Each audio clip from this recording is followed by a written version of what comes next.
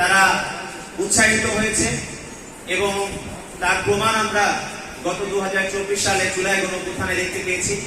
জুলাই গণঅভ্যুত্থানে যে নেতৃত্ব ছিল তার সিংহভাগ নেতৃত্ব ছিল কুমিল্লার সন্তানরা।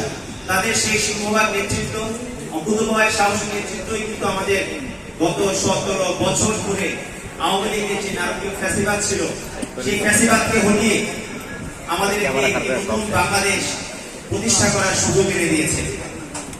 এখন সময় এসেছে কুমিল্লা নগরবাসীর ভাগ্যকে বদলে দেওয়ার, তাদের দুর্ভোগকে মোচন করার।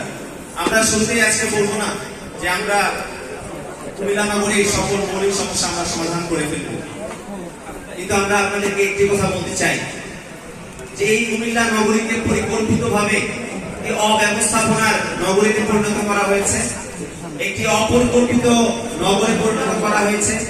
যে অপরিকল্পিত নগরীকে যদি আমরা একটি পরিকল্পিত আধুনিক শহরে পরিণত করতে চাই তাহলে আমাদেরকে অনেক লড়াই সংগ্রাম করতে হবে এবং আমরা বিশ্বাস করি কুমিল্লা নগরবাসী সামনের আসন্ন যে সংকট, যে লড়াই, সেই সংগ্রামে তারা আমাদের পাশে থাকবেন।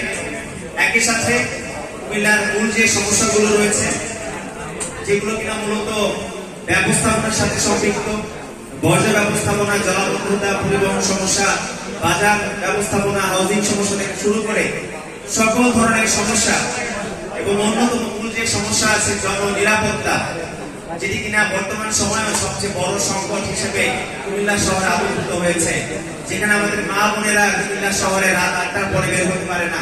কুমিল্লা শহর আজকে একটু অনিরাপদ শহরে পরিণত হয়েছে।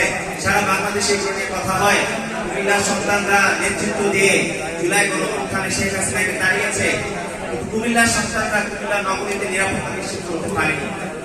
এই দায় আমাদের সবার এবং আমরা মনে করি এই দায় মোচনের সময় আমাদের এসেছে। তাই সেই দায় মোচনের উদ্যোগ হিসেবে আমরা তো আগেই বলেছি নাগরিক সমস্যা সমাধানের উদ্যোগকে আমরা নেতৃত্ব মনে করি। সেই নেতৃত্ব এবং দায়িত্ব গ্রহণের জায়গা থেকে আমরা আজকে থেকে